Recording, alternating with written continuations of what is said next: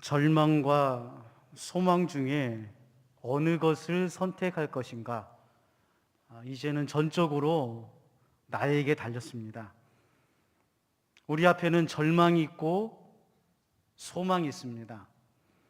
절망을 선택하는 것은 어렵지 않습니다. 남 탓하거나 세상 원망하고 포기하면서 부정적으로 절망하고 또 절망하면서 살면 됩니다. 그러나 소망을 선택하는 것은 생각보다 쉬운 일은 아닙니다. 더 어려운 길을 가야 됩니다. 희망을 말해야 되고 할 수 있어야 되고 헤쳐나가야 되고 견디어 나가야 됩니다. 우리 평화교회는 감사하게도 이 절망의 시대에 희망을 선택했습니다. 하나님께서 우리 교회에 희망의 노래를 부르고 소망의 복음을 굳게 잡고 이 절망과 어둠의 시대에 등불이 되고 희망이 되고 생명이 되는 귀한 교회로 우리를 인도하고 계십니다. 그러기에 우리는 코로나의 어려움 중에도 예배하고 새벽을 깨우고 함께 찬양을 부르고 있습니다. 교회에 나오지 못할 이유가 많이 있음에도 소망의 복음, 그 생명의 복음을 굳게 잡기 위해서 오늘 우리가 이곳에 하나님 앞에 예배 드립니다. 모두가 이상하다고 말할 수 있고 어떤 사람은 교회 가는 것을 위험하다고 말리는 사람도 있을 것입니다. 여러분, 세상은 원래 위험합니다. 인생은 원래 이상한 것입니다. 그러나 그러한 절망과 위험 속에서 우리의 생각과 우리의 이성과 세상의 방법을 뛰어넘어서 하나님 앞으로 나아가게 하는 것이 믿음이고 소망입니다. 무모할 수 있습니다. 위험할 수 있습니다. 어리석어 보일 수 있습니다. 그러나 믿음이란 보이지 않는 소망을 보고 가는 것이고 믿음이란 바라는 소망을 굳게 잡고 버티고 견디는 것입니다.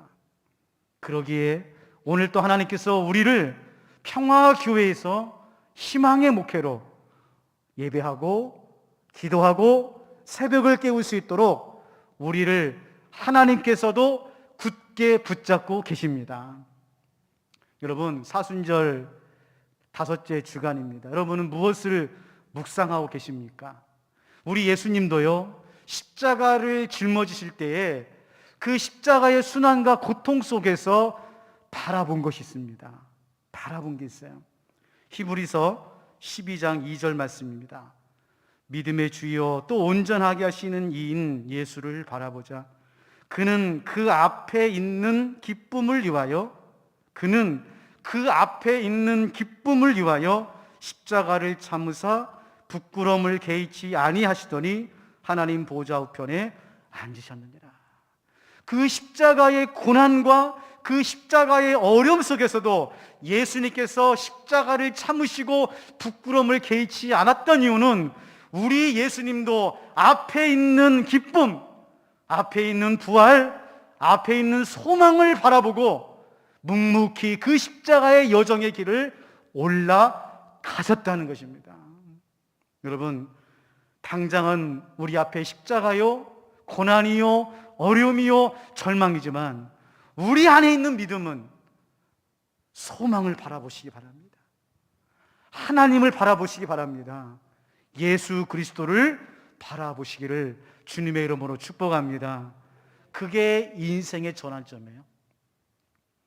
인생의 전환점에는 언제나 선택의 순간이 있습니다. 변화가 있고 거듭남이 있고 삶의 전환점에는 반드시 선택의 순간이 있습니다.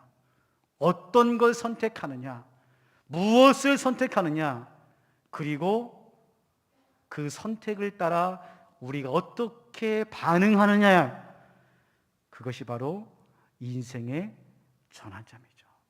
여러분, 우리 누구에게나 다 전환점이 있습니다. 인생 가운데 우리가 삶을 방향을 돌리고 하나님의 사람으로 변화되고 거듭난 인생으로 살아가기 위해서는 오늘의 현실에 안주하지 말고 소망의 복음을 굳게 잡고 아브라함처럼 한 걸음 하나님을 향하여 전진해 나가야 되는 것이죠. 여러분 적어 놓으세요. 인생의 전환점에서 소망을 품고 도전하는 사람에게 기회가 있습니다. 기회는 저절로 오는 게 아니에요. 가만히 앉아 있으면, 생각만 하면 소망의 기회가 오는 것이 아니라 소망의 복음을 잡고 믿음으로 한 걸음 나아가는 사람에게 기회가 있는 것입니다. 특별히 올해는 변화의 시기예요. 무슨 변화가 있습니까?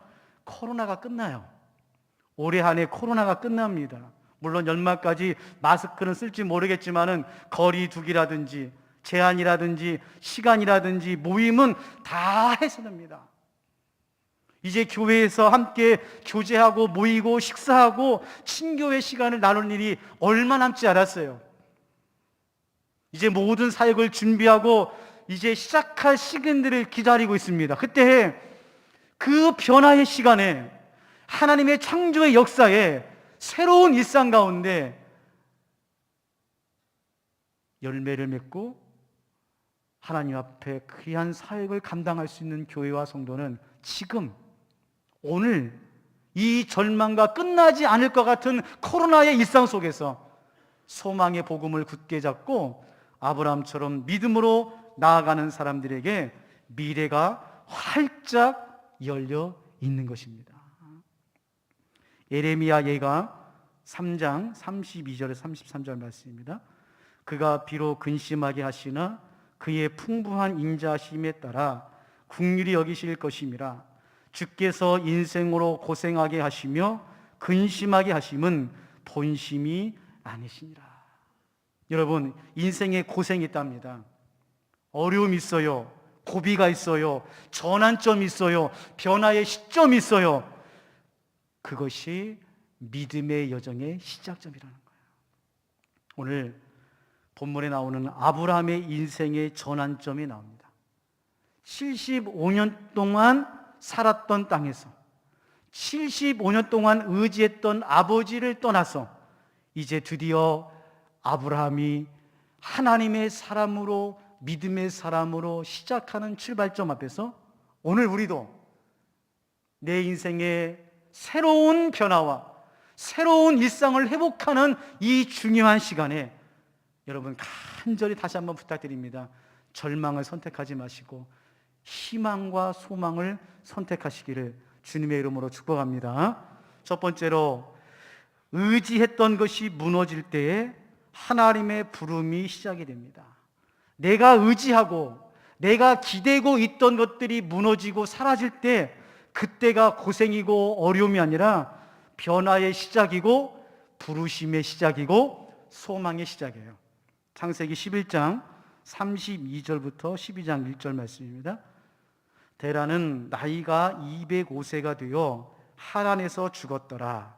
여호와께서 아브라함에게 이르시되 너는 너의 고향과 친척과 아버지의 집을 떠나 내가 내게 보여줄 땅으로 가라. 아브라함은 지금까지 75년 동안 아버지 데라의 밑에 있었어요. 아버지가 하라는 것을 했고 아버지를 따라서 고향 땅을 떠났고 아버지를 따라 하란까지 왔어요. 근데 어느 날 갑자기 아버지가 데라가 죽어요. 지금까지 아브라함이 의지하고 있었던 데라가 죽을 때 아버지의 말씀에 순종하며 고향 땅을 떠났던 아브라함의 인생에 극적인 전환점이 오는 겁니다. 여러분, 인생의 전환점은 내가 지금까지 의지하고 기대고 붙잡고 있었던 것들이 무너지고 사라질 때 그때부터 시작하는 거예요. 여러분은 무엇을 의지했습니까? 어떤 걸 붙잡고 있었습니까? 누구에게 기대고 있었습니까? 여러분 인생에 그러한 어려움들, 변곡점이 올 때마다 기억하십시오. 하나님께서 이 모든 사건들을 통해서 내 마음과 내 인생과 우리의 가정을 변화시키기를 원하시는구나. 새로운 차원으로, 다른 디멘션으로 하나님께서 우리를 인도하시는구나. 아브라함처럼 소망의 믿음으로 받아들이시기를 바랍니다. 여러분, 유대한 역사는 어느 날 갑자기 유대해지는 게 아니에요. 무슨 말입니까? 믿음의 조상 아브라함이 어느 날 믿음의 조상이 된 게 아니에요. 두려웠을 거예요. 무서웠습니다. 이제는 그가 가장으로서 하나님께서 지시할 땅으로 다시 나가야 될 때에 75세나 되는 그 아브라함의 마음에도 두려움이 있었고 걱정이 있었고 무서움이 있었어요. 그러나 여러분, 아브라함 보세요. 아브라함이 그 말씀을 듣고 그 말씀을 받아서 소망의 눈으로 하나님을 바라보면서 한 걸음 내디딜 때 거기에 유대한 아브라함의 믿음의 여정이 시작이 되는 겁니다. 이사야 6장에 보면 이사야에도 그의 인생의 전환점이 나와요. 이사야 6장 1절 말씀입니다.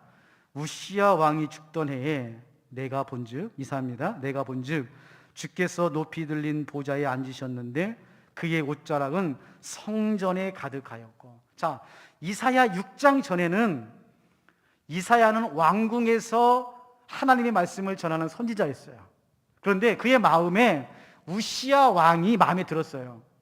하나님 앞에서 신실했고 이스라엘을 종교적으로 정치적으로 개혁할 수 있는 유일한 왕이라고 생각했고 그가 그렇게 우시야 왕을 섬겼습니다. 근데 어느 날 갑자기 우시야가 젊은 나이에 죽어요. 한순간에 그가 기대했고 의지했던 것들이 무너졌을 때에 이사야가 어디로 갑니까? 성전에 올라가서 하나님을 만납니다. 하나님을 만나요. 그리고 그 이사야가 그 전까지의 이사야가 아니라 새로운 하나님의 선지자로 하나님의 말씀을 전하는 선지자로서의 사명을 감당하게 되는 시간이 언제냐? 그토록 그가 믿고 의지했던 우시야 왕이 무너졌을 때예요.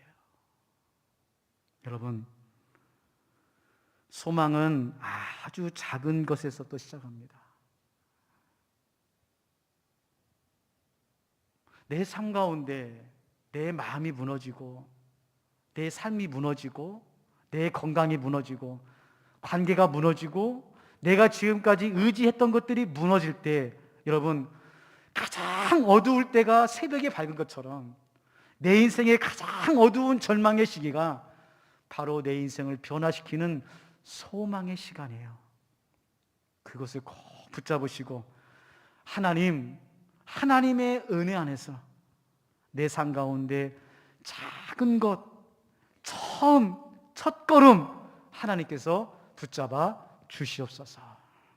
우리 예수님께서도요, 천국에 대해서 말씀하실 때에 이렇게 말씀하신 구절이 있어요. 마태복음 13장 31절에 32절 말씀입니다.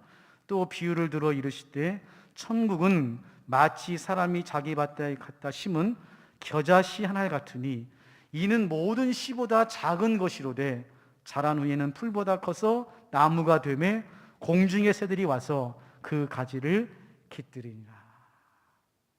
아주 작은, 보이지 않는 이 겨자씨 하나가 하나님의 손에 들려질 때에 모든 새들이 깃들일 수 있는 하나님의 나무가 되는 거예요. 여러분, 내 삶 가운데 어떤 것이 무너졌는지 모르지만 그 무너짐 속에서 하나님께서 우리를 변화시키는 첫 출발임을 믿으시기를 바랍니다. 두 번째로, 하나님의 부르심에는 반드시 하나님께서 말씀의 소망으로 우리를 부르십니다. 말씀의 소망 가운데서 우리를 부르세요. 아브라함에게 무슨 절망을 이길 수 있는 능력이나 무기나 엄청난 것을 주신 것이 아니라 하나님께서 사람을 부르시고 하나님의 사람을 만드실 때는 반드시 하나님의 말씀으로 그의 마음 가운데 소망을 불어넣습니다. 자, 보세요. 창세기 12장 2절 말씀입니다. 내가 너로 큰 민족을 이루고 내게 복을 주어 내 이름을 창대하게 하리니 너는 복이 될지니라. 지금 아버지가 죽었어요. 75년 동안 살았던 고향 땅을 떠났어요. 아무도 의지할 수 없고, 그렇다고 해서 목적지가 분명한 것도 아닙니다. 지시할 땅으로 가는 거예요. 두려웠을 거예요. 무서웠을 거예요.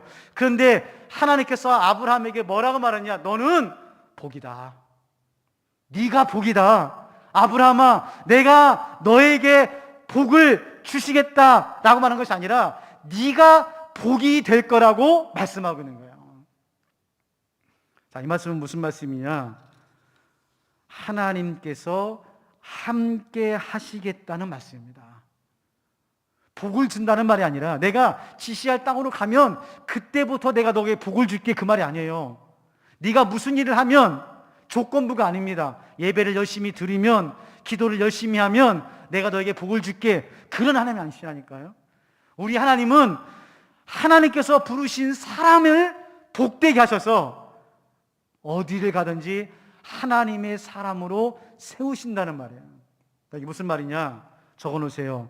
하나님께서 우리에게 주시는 복은 하나님이 우리와 항상 함께 하신다는 복입니다. 하나님이 우리와 항상 함께 하신다는 복이에요. 창세기 28장에 보면 야곱의 인생의 전환점이 나와요. 형 에서의 장자의 명분을 거짓으로 빼앗았을 때에 형 에서가 자기를 죽인다는 소리를 듣고 그동안 살았던 아버지 집을 떠나서 생면부지 삼촌 라반의 집을 가면서 광야에서 돌베개를 베고 자는데 기가 막힌 거예요.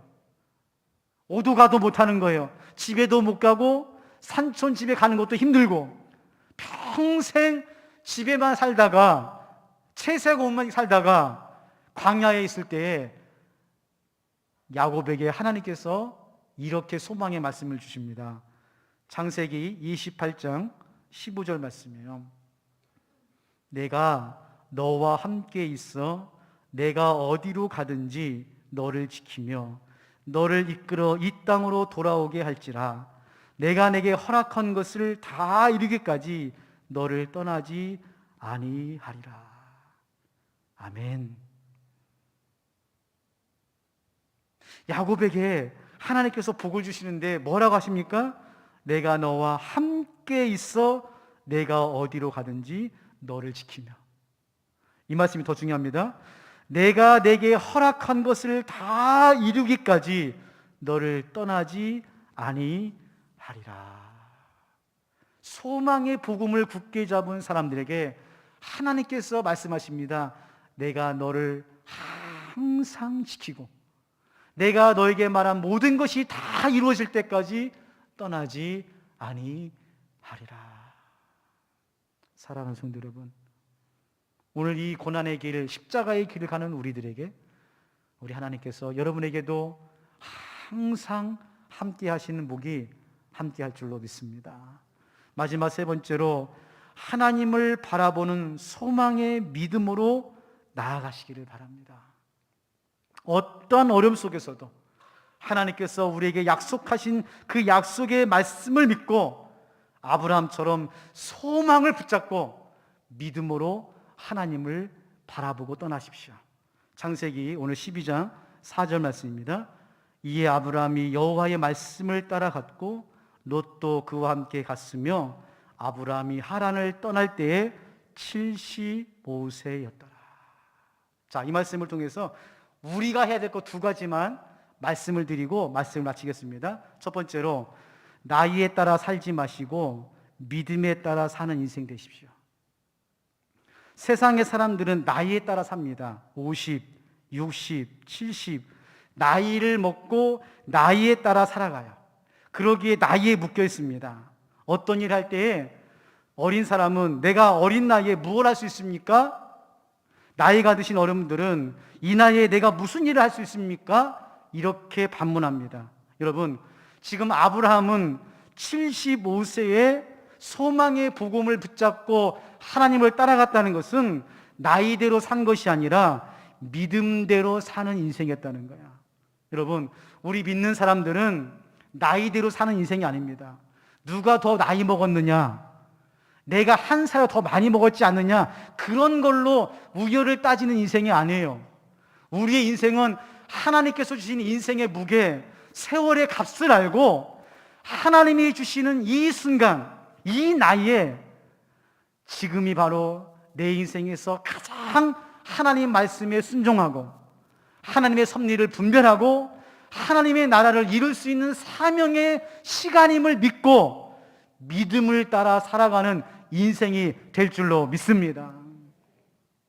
여러분, 나이 먹는 것이 자랑도 아니고 나이를 드시는 것이 슬픈 것도 아닙니다. 세상의 사람들도 꿈이 있고 비전인 사람들은 나이 70에 영어 공부해요. 나이 80에도 꿈을 꿉니다.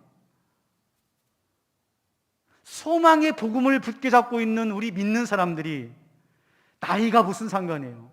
건강이 주어지는 한 하나님의 사람으로서 믿음을 따라서 순종하면서 사역 감당하시기를 주님의 이름으로 축복합니다. 특별히 우리 평화교회는 나이가 어린 것 때문에, 나이가 많이 드신 것 때문에 핑계하지 마세요. 제가 늘 말씀드리잖아요. 믿음의 은퇴는 몇 살입니까? 여러분, 믿음의 나이의 은퇴는 몇 살이에요? 70? 80? 하나님께서 부르실 때까지예요.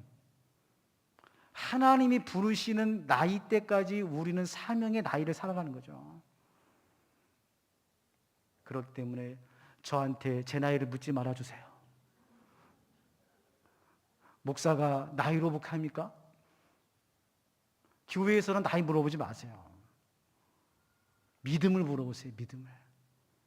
소망이 무엇인지 물어보세요.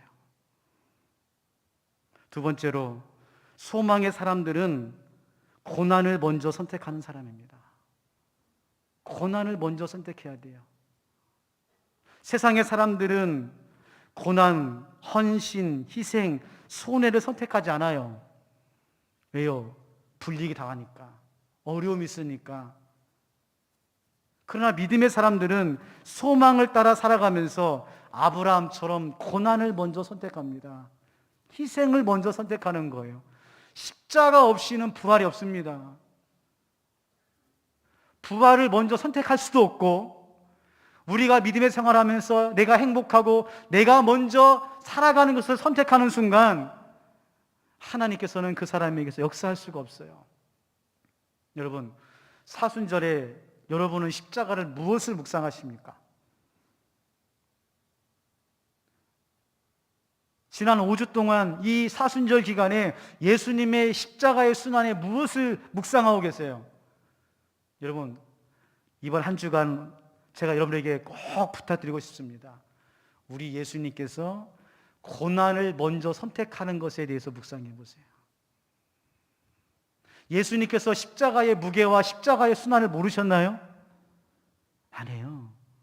우리를 사랑하시기에, 하나님의 그 언약의 말씀을 성취하시기 위해서 우리 예수님은 고난을 먼저 선택했어요.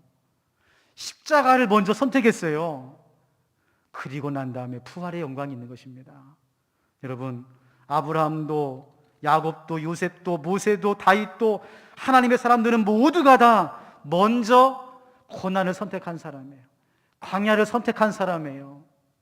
왜요? 그 고난과 광야 속에서 소망의 복음이 얼마나 귀한지를 깨닫고 훈련을 받고 하나님의 사람으로 다시 변화되어 가는 것입니다. 말씀을 정리하겠습니다. 사랑하는 성도 여러분, 절망을 절망으로 보지 말고 소망의 눈으로 보시기 바랍니다. 우리 인생에 절망은 없어요. 소망뿐이에요. 왜? 절망도 하나님께서 사용하시니까요. 창세기 15장 5절에서 6절 말씀입니다. 그를 이끌고 밖으로 나가 이르시되 하늘을 우러러 무뼈를 셀 수 있나 보라. 또 그에게 이르시되 내 자손이 이와 같으리라. 아브라함이 여호와를 믿으니 여호와께서 이를 그의 의로 여기시라. 그럼 생각해 보세요. 지금 아브라함과 하나님의 대화를 생각해 보면 사실 어처구니가 없어요. 지금 아브라함에게 아들이 몇 명이나 있습니까? 한 명도 없다니까요. 한 명도 없어요 지금. 그리고 육신적으로는 아이를 낳을 수 있는 몸이 아니에요. 근데 지금 하나님께서 아브라함을 부르셔가지고, 그것도 한밤에, 그리고는 밤하늘의 별을 보면서 아브라함아, 네 민족이 이와 같이 많으리라. 저 같았으면은요, 하나님, 저 많은 별들은 상관없고요, 아들 한 명만 주세요. 그럼 제가 믿겠습니다. 그랬을 것 같은데 아브라함이 어떻게 했어요? 아브라함이 여호와를 믿으니 여호와께서 이를 그의 의로 여기시고. 이게 소망입니다. 육신의 눈으로는 아무것도 없어요. 아무것도 달라진 게 없어요. 오히려 절망이고 어둠이에요. 그런데 아브라함이 소망의 눈으로 보니까 하늘의 별처럼 빛나는 그 자손들을 믿고 하나님 앞에 나아간 거예요. 세 가지입니다. 첫 번째로, 여러분의 인생에서 의지했던 것, 기댔던 것, 붙잡고 있었던 것이 무너질 때, 그때가 변화의 시작이고 소망의 시작이에요. 세상 사람들은 그걸 고생이라고 그러고 절망이라고 그래요. 그러나 우리 믿는 사람들은 소망의 시작입니다. 두 번째로, 우리 하나님은 소망의 말씀을 먼저 주세요. 너는 복이 될 것이다. 너는 나의 아들이다. 너는 나의 딸이다. 우리에게 말씀을 주십니다. 소망의 말씀을 붙잡으세요.